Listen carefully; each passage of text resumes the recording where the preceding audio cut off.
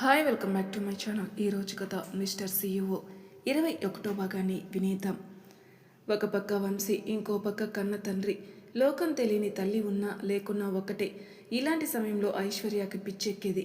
ఇలా అవడానికి కీర్తినే కారణం. ప్రాణంగా చూసుకుంటున్న అన్నయ్య ఇంకా తిరిగి రాని లోకానికి వెళ్ళడానికి కారణం కీర్తి. కూతురంటే ప్రాణం ఇచ్చే తండ్రి గుండెపోటుకి కారణం కీర్తి.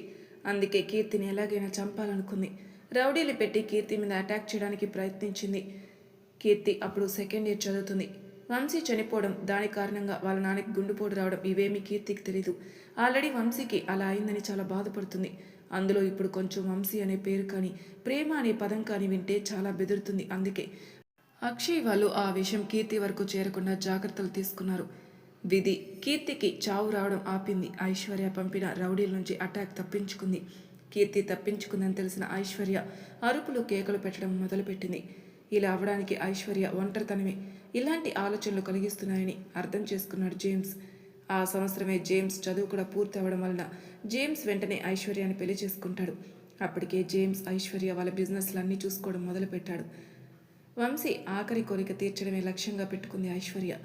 ఐశ్వర్య ఆలోచనలు మార్చాలని జేమ్స్ ఎంతగానో ప్రయత్నాలు చేస్తున్నాడు. కానీ ఐశ్వర్య మాత్రం పట్టు విరగని విక్రమార్కుల్లా కీర్తి మీద అటాకులు చేపిస్తూనే ఉంటుంది. ఇప్పుడు ప్రెజెంట్ అక్షయ్ చెప్తున్నదంతా విన్నారు అందరూ. అంటే వంశీ ల్యాబ్లో అటాక్ వరకు. వంశీ ప్రవర్తన వల్లే అలా జరిగిపోయింది, అందువలనే చంపాలని అనుకుంటాడా అంటుంది కీర్తి. నీ మొహంలే, అసలు వాడు బ్రతికేలేడు అని మనసులో అనుకుంటాడు అక్షయ్. కీర్తి, జరిగింది నేను చెప్పానుగా, నువ్వు కొంచెం నీ ఛాంబర్కి వెళ్ళు. వంశీనే అని గ్యారంటీ లేదు మనకి, జస్ట్ నిన్నెవరైనా ఏడిపించారంటే ఇది చెప్పాను అన్నాడు అక్షయ్. కీర్తిని చంపాలి అనుకునేది వాడే అక్షయ్, నీకింకా అర్థం కాలేదా అన్నాడు శ్రీ. కీర్తి, నువ్వెళ్ళు అంటాడు అక్షయ్. అక్షయ్ ఏదో ఇంకా చెప్పాలనుకుంటున్నాడని అభయ్కి అర్థమైంది. కీర్తి, నువ్వెళ్ళి ప్రాజెక్ట్ పని చూడు, ఇవన్నీ వదిలేసి అన్నాడు అభయ్. కీర్తి అలాగే ఏడుస్తూ కూర్చుంటుంది. కాబోయే భర్తగా కాకపోయినా ఆఫీస్లో బాస్గా అయినా నా మాటకు విలువేయవు అంటాడు అభయ్. మరో మాట ఇంకో నిమిషం కూడా అక్కడ ఉండకుండా కీర్తి వెళ్ళిపోతుంది. ఇంకా నువ్వేమైనా చెప్పాలా అక్కి అని అడిగాడు అభయ్. అవునన్నయ్య అంటూ వంశీ వాళ్ళ నాన్న మరణం చెప్పాడు అక్షయ్. అది విన్న ముగ్గురు షాక్ అయ్యారు. ఏం చెప్తున్నావు అక్కి అంటూ అభయ్ ఆశ్చర్యంగా అడిగాడు. అవునన్నయ్య, నేను చెప్పేది నిజమే, కానీ ఆ విషయం కీర్తికి తెలియకుండా మేమే మేనేజ్ చేసాం. కీర్తికి చదువుకునేటప్పుడు ఫోన్ లేదు, సో సోషల్ మీడియా ద్వారా తెలియడానికి ఛాన్సెస్ లేదు. న్యూస్ కూడా ఎక్కువగా చూడదు, సో అక్కడ కూడా తెలియడానికి ఛాన్సెస్ లేదు. ఇంకా కాలేజీలో మాత్రమే ఛాన్స్ ఉంది.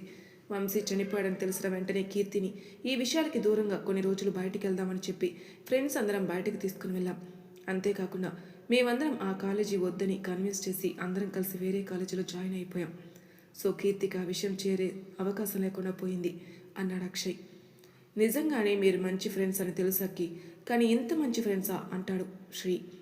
నిజంగానే ఈ విషయంలో మాత్రం మీరు కీర్తికి ఇచ్చిన support and care, affection, love చాలా ఎక్కువ అక్కి అన్నాడు అఖిల్ కూడా. థ్యాంక్ యూ అంటూ మురిసిపోయాడు అక్షయ్. కానీ ఇప్పుడు తెలిసేలా ఉందే అన్నాడు అక్షయ్. ఈ ప్రకారం చూస్తుంటే కీర్తిని ఇంకెవరు చంపాలనుకున్నట్లు అన్నాడు శ్రీ. ఇంకెవరు, వంశీ వాళ్ళ చెల్లిలే అన్నాడు అభయ్. నిజమే అన్నయ్య, ఖచ్చితంగా ఆ అమ్మాయి చేయడానికి ఛాన్సెస్ ఉన్నాయి అంటాడు అక్షయ్. ఇప్పుడు ఏం చేద్దాం అభయ్ అన్నాడు శ్రీ. ఇంకేముంది, వంశీ చెల్లెల్ని వెళ్ళి దర్శించాలి అన్నాడు అభయ్ ఆలోచిస్తూ.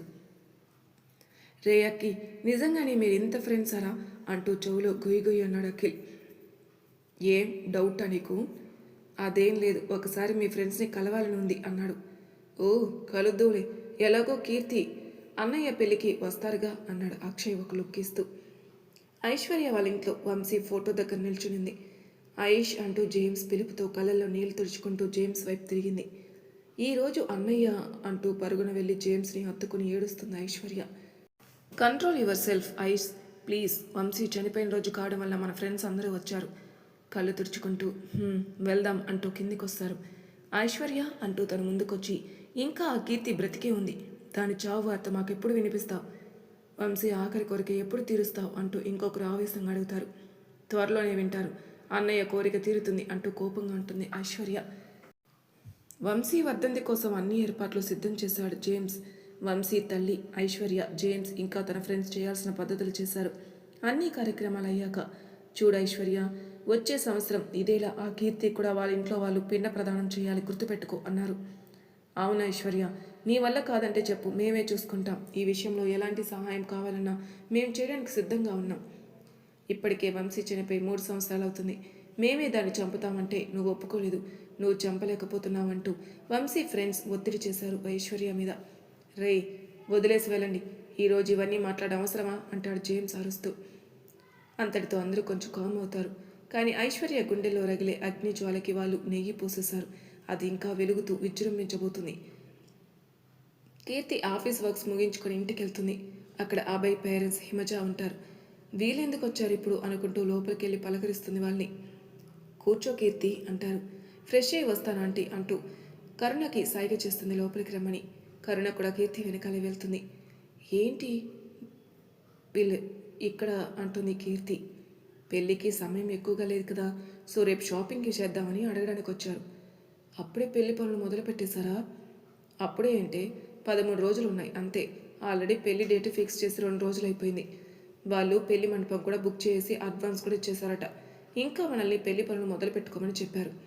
రేపు పూజారి దగ్గరికి వెళ్ళి ముహూర్త పత్రిక రాసుకొని అలాగే వెడ్డింగ్ కార్డ్ సెలెక్షన్ అండ్ ఆ అమ్మాయి గారికి పెళ్లికి కావాల్సిన నగలు చీరలు షాపింగ్ చేసుకోవాలని ప్లానింగ్. అందుకే ఉదయం 7 గంటలకే ఇంట్లో నుంచి బయలుదేరుతున్నారు. రేపు నువ్వు కూడా తొందరగా లేచి రెడీ అవ్వాలి, ఓకేనా? అన్నీ బాగా సెలెక్ట్ చేసుకునిరా అంటుంది కరుణ. అంటే నువ్వు రావా? నేను ఎలానే వచ్చేది, బావని వదిలి అండ్ లోపల బేబీ, సో కుదరదు. అందుకే మీ ఫ్రెండ్స్ శ్రీజాకి కాల్ చేశాను, ఆల్రెడీ చెప్పేశాను వస్తానందులే. నిజంగానా శ్రీజ వస్తుందా? నాకు చెప్పనే లేదే అంది కీర్తి సంతోషంగా. తనే చెప్పొద్దంది, నన్ను కూడా. నువ్వు ఫీల్ అవుతున్నావని చెప్పేశాను, బట్ రేపు షాక్ అయినట్లు యాక్టింగ్ చెయ్యి అంది కరుణ నవ్వుతూ. సరేలే అంటూ నవ్వుకుంటూ ఉంటే కీర్తి అంటూ భాగ్య పిలుపు. అలా కొంచెంసేపు కీర్తి వాళ్ళతో మాట్లాడి అభిరామ్ వాళ్ళు వాళ్ళ ఇంటికి వెళ్ళిపోతారు. ఈసారి అభిరామ్ వాళ్ళ కార్ని ఫాలో చేస్తూ ఐశ్వర్య మనుషులు వెళ్లారు. ఎవరని తెలుసుకుని ఐశ్వర్యకి ఇన్ఫర్మేషన్ ఇవ్వాలని. ఇంటికి వెళ్ళగానే అభయ్, అఖిల్, అక్షయ్ హాల్లో కూర్చుని ఐశ్వర్య డీటెయిల్స్ గురించి మాట్లాడుకుంటూ ఉంటారు, ఇంట్లో ఎవరూ లేరని. అప్పుడే అభిరామ్ వాళ్ళ కారు వచ్చి ఇంటి ముందు ఆగడంతో వీళ్ళు వేరే మాటలు మొదలుపెట్టారు. అందరూ హాల్లోనే ఉన్నారా అంటూ వచ్చి ముగ్గురు కూర్చుంటారు. ఎక్కడికి వెళ్ళారు మామ్ అంటాడు అఖిల్. కీర్తి వాళ్ళ ఇంటికి రా. ఎందుకు అంటాడు అభయ్ వెంటనే. ఎందుకేంటి ఆ ప్రశ్న? పెళ్ళికి ఇంకో 13 రోజులే ఉన్నాయి. పెళ్లి చేయమని అడగడం కాదు, కొంచెం బాధ్యత కూడా తెలుసుకోవాలి అంటాడు అభిరామ్. డాడీ, లేకపోతే మీ ఇష్టానికి ఇప్పటికిప్పుడు పెళ్ళి అన్నావు, మరి మిగతా పనులు కూడా చూసుకోవాలి కదా. అబ్బా డాడీ, ఇప్పుడు ఏం చేయాలో చెప్పండి, చేసేస్తాం, అంతేకాని ఇలా అంటూ అభిరామ్ ఒక లుక్ ఇచ్చేసరికి తలదించేస్తాడు అక్షయ్. చూడండి, పెళ్లి మండపం అంతా నేనే బుక్ చేశాను, రేపు ఉదయం 7 గంటలకి అంటూ షాపింగ్ అన్నీ ఎక్స్ప్లెయిన్ చేస్తాడు అభిరామ్. డాడీ, అన్నీ ఒకే రోజు ఎందుకు? ముహూర్తం పత్రిక రాసేసి ఒక్కొక్క రోజు ఒక్కో పని చేద్దాం అంటాడు అభయ్. బాబు, మేం బంధువుల్ని, ఇంకా బిజినెస్ పార్ట్నర్స్ని, ఫ్రెండ్స్ని, తోటి ఉద్యోగుల్ని, మీ అమ్మ ఫ్రెండ్ ఫ్యామిలీ ఇలా వెడ్డింగ్ ఇన్విటేషన్ ఇవ్వడానికి తిరగాలి. మీలాగా మేము ఖాళీగా ఉండలేం అండ్ ఆ పనులు ఎల్లుండి నుంచే మొదలు పెడతాం. సో రేపు నేను ప్లాన్ చేసినట్లు జరగాలి. అండ్ వాళ్ళకి మనం టైం ఇవ్వాలిగా. పెళ్లి కూతురంటే మామూలు విషయమా? చీరలు, జాకెట్లు, నగలు అవేవో కావాలి కదా. ఏం సత్య, హిమజ, వాడికి అర్థమయ్యేలా చెప్పండి, నాకు కొంచెం కాఫీ ఇవ్వు రంగమ్మ అంటూ పిలుస్తాడు. ఇదిగో అందరికీ తీసుకొచ్చేసానయ్యా అంటూ అందరికీ కాఫీ ఇస్తుంది. అవును పెద్దబాబు, పెద్దయ్య చెప్పినట్లు పెళ్లి కూతురంటే మామూలు విషయం కాదు. మామూలుగా అయితే పెళ్ళి అంటే ముందు నిశ్చితార్థం చేసుకుని ఆ రోజే ముహూర్త పత్రిక రాసుకుంటారు. అప్పుడు కనీసం పెళ్ళికి 1 నెల లేదా 2 నెలలు పెళ్ళికి గడువు తీసుకుని ముహూర్తం పెళ్ళికి పెట్టుకుంటారు. అప్పుడే అన్ని పనులు సవ్యంగా జరుగుతాయని అంటుంది రంగమ్మ. అదన్నమాట సంగతి. పెళ్ళి తొందరగా జరగాలి అన్నారు కాబట్టి ఇలా. అందుకే వీలైతే అన్ని పనులు రేపే చేసేసుకొని అండ్ కీర్తిని కూడా ఇంట్లోనే ఉండి హెల్ప్ చేసుకోమని చెప్పు. వాళ్ళ అక్క వేరే గర్భవతి అంటాడు అభిరామ్ ఆలోచిస్తూ. కీర్తిని ఇంట్లోనే ఉంచడం కుదరదు డాడీ అంటాడు అభయ్. అభి అంటూ కోపంగా పైకి లేస్తాడు అభిరామ్. డాడీ ప్లీజ్ అంటూ పైకి లేస్తాడు అభయ్ కూడా. అభి సైలెంట్గా ఉండు. మావయ్య, మీరు చెప్పినట్లే కీర్తి ఇంట్లోనే ఉంటుంది, మీరు వెళ్ళి రెస్ట్ తీసుకోండి అంటాడు అఖిల్. అవునన్నయ్య, మీరు వెళ్ళండి అంటూ హిమజ కూడా చెప్పడంతో అభిరామ్ వెళ్ళిపోతాడు తన గదికి. అభిరామ్ వెళ్ళాక, ఏంటి అభి, డాడీతో అలాగేనా మాట్లాడేది అంటుంది హిమజ. అది కాదత్తయ్య అని అంటూ ఉండగా అభయ్, నాకు తెలుసులే, కీర్తి లేకుండా చూడకుండా ఉండలేవని, కానీ ఇంకో 2 వారాలు అంతేగా. ఆ తర్వాత 24 గంటలు నీతోనే ఉంటుంది. నువ్వు చూస్తూనే ఉండొచ్చు. ఈ 2 వారాలు అన్నయ్య చెప్పినట్లు విను అంటూ చెంపలు పట్టుకుని ప్రేమగా చెప్తుంది హిమజ. వీళ్ళకి ఇలా అర్థమైందా అని మనసులో అనుకుంటూ ఇంకేం మాట్లాడాలో తెలియక సరే అత్తయ్య మీరు ఎక్కువగా ఆలోచించకండి అంటూ అభయ్ తన గదికి వెళ్ళిపోతాడు. అక్షయ్ అఖిల్ ఒకరి మొహాలు ఒకరు చూసుకుంటూ అభయ్ వెనకాల వెళ్తారు. అభయ్ ఎందుకంత టెన్షన్ అవుతావు? కీర్తి ఇంట్లోనే ఉండడం సేఫ్ కదా అంటాడు అఖిల్. ఎలా సేఫ్ అవుతుంది? తన చుట్టూ మనుషులు ఉన్నారు. అఖిల్ ఎప్పుడో ఒకసారి తన మీద అటాక్ చేయకుండా ఉంటారా? అన్నయ్య నేను ఒకటి చెప్పేదా? ఇన్ని రోజులంటే కీర్తిని ఎవరు చంపడానికి ప్రయత్నం చేస్తున్నారో తెలియదు, కానీ ఇప్పుడు తెలుసు కదా. మనం జాగ్రత్తగా మనుషుల్ని పెడదాం. అండ్ ఐశ్వర్య కూడా ఒకసారి వార్నింగ్ ఇచ్చామంటే తనే సైలెంట్ అవుతుంది. మన దగ్గర ప్రూఫ్స్లు ఏమీ లేవు కదరా అక్కి, తనే చేసింది అనడానికి అంటాడు అఖిల్. కరెక్టే, కానీ నాకైతే కన్ఫామ్గా తనే అనిపిస్తుంది అంటాడు అక్షయ్. అక్కి నాకు రేపు ఉదయం 8 గంటలకు అంతా ఐశ్వర్య గురించి పూర్తి డీటెయిల్స్ కావాలి. నువ్వు వెళ్ళి కలెక్ట్ చేస్తావు, మనుషుల్ని పెట్టి కనుక్కుంటావో తెలియదు, బట్ అంటుండగా డెఫినెట్లీ అన్నయ్య అంటూ అక్షయ్ అక్కడి నుంచి కదులుతాడు. అభయ్ ఆలోచిస్తూ ఉంటాడు. మరుసటి రోజు అభయ్ 6:30కి లేస్తాడు ఫ్రెష్ అవ్వడానికి. ఫ్రెష్ అయ్యి వచ్చి మొబైల్ ఏమైనా ఇంపార్టెంట్ మెసేజెస్ ఉన్నాయా అని చెక్ చేస్తుంటాడు. అప్పటికే ఐశ్వర్య గురించి ఫుల్ డీటెయిల్స్ అభయ్ వాట్సాప్కి పంపించేసి ఉంటాడు అక్షయ్. అందులో ఓపెన్ చేస్తే ఐశ్వర్య తన ఫ్యామిలీ ఫోటో కూడా ఉంది. ఐశ్వర్య ఫోటో చూస్తూ ఐశ్వర్య వస్తున్నాను, నా అమ్ముని చంపడం నీ తరం కాదు అని నీకు తెలిసేలా చేస్తాను అంటూ మనసులో అనుకుంటాడు. అభి అభి అంటూ డోర్ తడుతున్న శబ్దం. అభయ్ వెళ్ళి డోర్ ఓపెన్ చేస్తాడు. రెడీ అయిపోయావా అని అడిగింది హిమజ. అత్తయ్య 10 నిమిషాలు వచ్చేస్తాను. సరే అభి తొందరగా వచ్చే అంటూ కిందికి వెళ్ళిపోయింది. అభయ్ కిందికి వెళ్తాడు. అప్పటికే అందరూ రెడీగా ఉంటారు. సత్య, అభిరామ్, హిమజ, అఖిల్, అక్షయ్, శ్రీ. నువ్వెప్పుడొచ్చావురా అన్నాడు. నువ్వంటే చెప్పవు, కానీ మా ఆంటీ అలా కాదు, నాకు అన్నీ చెప్తారు, అన్నిట్లో ముందు నిలబడతారు, చూసి నేర్చుకో అంటూ సత్య మెడ చుట్టూ చేతులు వేసుకుని చెప్తాడు శ్రీ. నీ మొహంలే, నేనే చెప్పాను మీ ఇంట్లో చెప్పమని, ఆంటీ రాలేదా అంటూ శ్రీని చూశాడు అభయ్. అవునా ఆంటీ అంటూ సత్య వైపు చూశాడు శ్రీ. అవును అన్నట్టు తలూపింది సత్య నవ్వుతూ. అఖిల్, అక్షయ్ శ్రీమోహన్ చూసి నవ్వేశారు.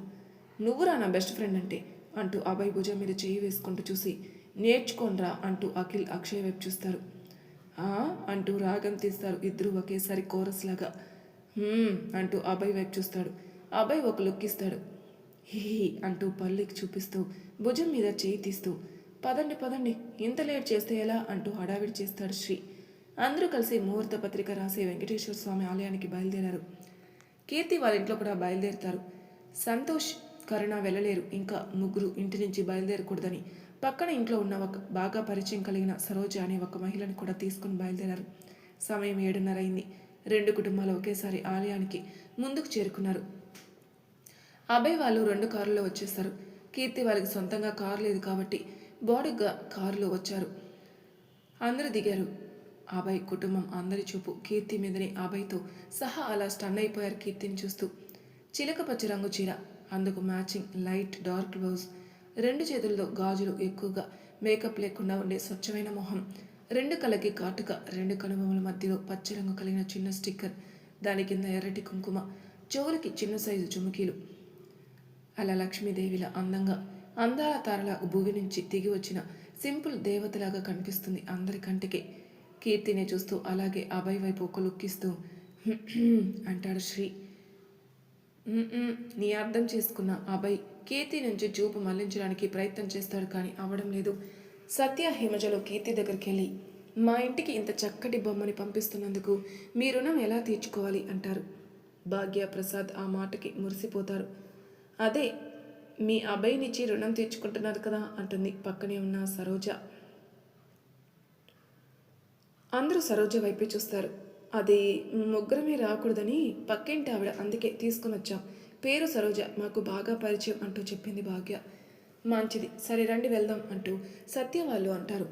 అంతలో శ్రీ కుటుంబం వాళ్ళు కూడా ఆలయానికి చేరుకుంటారు. శ్రీ కీర్తి కుటుంబానికి పరిచయం చేస్తాడు. కీర్తిని చూసి పుత్తడి బొమ్మలా ఉన్నావు తల్లి, చల్లగా ఉండు అంటూ శ్రీ అమ్మ శివాని ఆశీస్సులిస్తుంది. సరే సమయం అవుతుంది, పైకి వెళ్దామా అంటాడు అభిరామ్. అలా అందరూ ఆలయం లోపలికి వెళ్తుంటారు. కీర్తినే చూస్తూ నడుస్తూ ఉంటాడు అభయ్. కీర్తి మాత్రం అభయ్ వైపు కన్నెత్తి కూడా చూడదు. ఎంత అభయ్ మంచివాడని తెలిసినా, తనని కాపాడడానికి ప్రయత్నం చేస్తున్నాడని తెలిసినా కీర్తి మనసు ఎందుకో ఈ పెళ్లికి ఒప్పుకోదు. ఇష్టం లేని పెళ్లికి చాలా కష్టంగా నడుస్తూ అడుగులో అడుగు వేస్తూ దేవుడి దగ్గరికి చేరుకుంటారు. కీర్తిని చూస్తున్న అభయ్ని కాస్త దేవుణ్ణి కూడా చూసి, కీర్తి నిన్ను చూడాలని కోరుకో మానవా అంటూ ఒక శబ్దం. అది విన్న అభయ్ అటువైపు చూస్తాడు. ముగ్గురు కోతుల్లాగా, అంటే శ్రీ, అఖిల్, అక్షయ్ ముగ్గురు అభయ్ వైపే చూస్తూ ముసిముసి నవ్వులు నవ్వుతున్నారు. గుర్రుమని కళ్ళు పెద్దవి చేసి వాళ్ళ ముగ్గురిని చూస్తున్నాడు అభయ్ కూడా. నాకు ఒక అనుమానం అన్నాడు అక్షయ్. ఏంటంటాడు అభయ్. కీర్తి నేను ఇష్టపడి పెళ్లి కొప్పుకుందిగా, నీకెందుకు ఆ అనుమానం వచ్చింది అని మధ్యలో మాట్లాడారు శ్రీ. కీర్తి అంత డల్గా ఎందుకుంది నాకు తెలిసి అలా ఉండదే, వెళ్ళి అడిగరా అన్నాడు అభయ్. అదేం వద్దు, ఉదయం లేచిందిగా, అందుకే అలా ఉంటుందిలే అన్నాడు శ్రీ. అక్కి అంటూ హిమజ పిలవడంతో అక్షయ్ వెళ్తున్నాడు. కీర్తికి పెళ్లి ఇష్టం లేకుండా పెళ్లికి ఒప్పుకుందని మిగిలిన వాళ్ళకి కూడా అనుమానం వచ్చేలోపే కీర్తితో మాట్లాడి మామూలుగా ఉండమని చెప్పాలి అంటూ శ్రీ అంటాడు.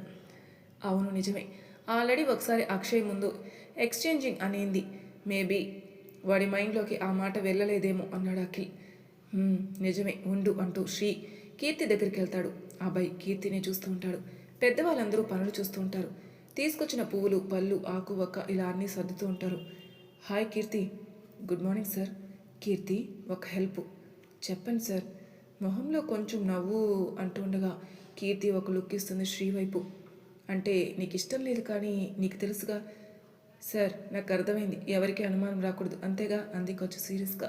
శ్రీ అవును అన్నట్లు తల మాత్రం ఊపుతాడు. ఓకే మీరు వెళ్ళండి అంటూ కీర్తి దేవుని దగ్గరికి వెళ్ళి దండం పెట్టుకుంది. స్వామి, నా జీవితం ఇంక మీదట నీ బాధ్యత, నాకు అంతా మంచి జరిగేలా చూడు, అలాగే నా వల్ల ఎవరు ఇబ్బంది కానీ బాధ కానీ పడకుండా చూడు అని మనసారా దేవునికి దండం పెట్టుకుంటూ ఉండగా కీర్తి అంటూ పిలుపు. తిరిగి చూస్తే హిమజ. పంతులు గారు పిలుస్తున్నారు రామ్మ అంటూ కీర్తిని తీసుకెళ్ళింది. కీర్తి వెళ్ళి అభయ్ పక్కన నిలబడింది. అందరూ జంటను చూసి మురిసిపోతున్నారు.